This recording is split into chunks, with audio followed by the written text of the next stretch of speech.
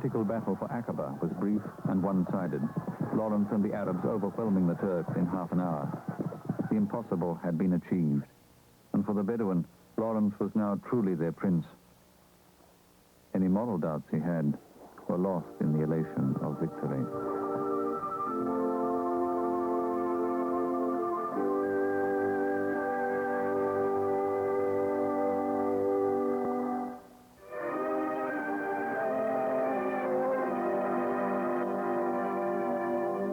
Lawrence of Arabia, the most romantic British figure of our times, came... Old Thomas had arrived in Arabia. Financed by American businessmen, he wrote stories and made films of heroism and glory in an attempt to incite the USA to enter the war. For him, Lawrence was a godsend. Perhaps the kindest thing that could be said of Thomas was that he embroidered his facts in a spectacular fashion.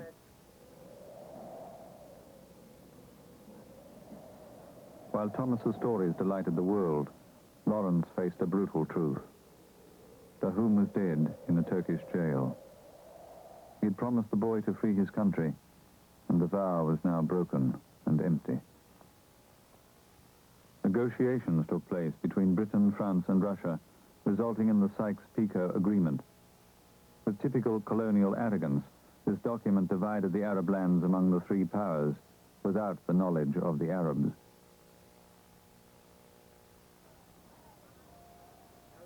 Lawrence could not support this betrayal.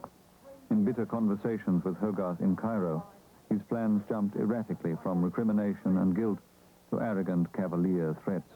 We have deluded ourselves that peace might find the Arabs able to defend themselves with paper tools.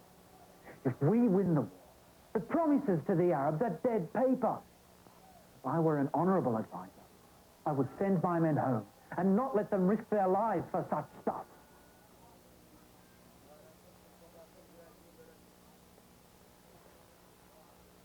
It should be a matter of your free will, Ned. Then I shall make the Arab revolt the engine of its own success. I will lead it so madly in the final victory that necessity will counsel to the powers a fair settlement of the Arabs' moral claims.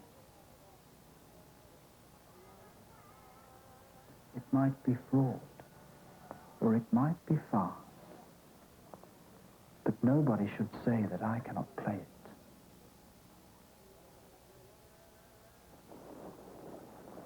It was not to be that heroic. He was captured by the Turks while on a spying mission. Later, he was to rewrite his account of the incident 11 times. They took me upstairs to the Bey's bedroom. He was a bulky man and sat on the bed wearing a dressing gown and trembling as though with fever. He looked me over, told me to turn around. I obeyed. Then he flung himself back on the bed and dragged me down with him in his arms. When I saw what he wanted, I twisted round and up again. He began to fawn on me, saying how white and fresh I was, how he would make me his orderly, even pay me wages, if I would love him. I refused. The Bey spat at me, hit me repeatedly about the face with his slipper.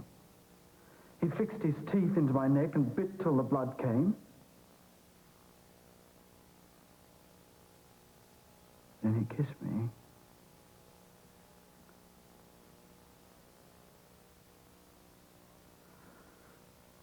Afterwards, he drew one of the men's bayonets, pulled up a fold of the flesh over my ribs, worked the point through after considerable trouble, and gave the blade a half a turn. I winced as the blood dripped down my thigh.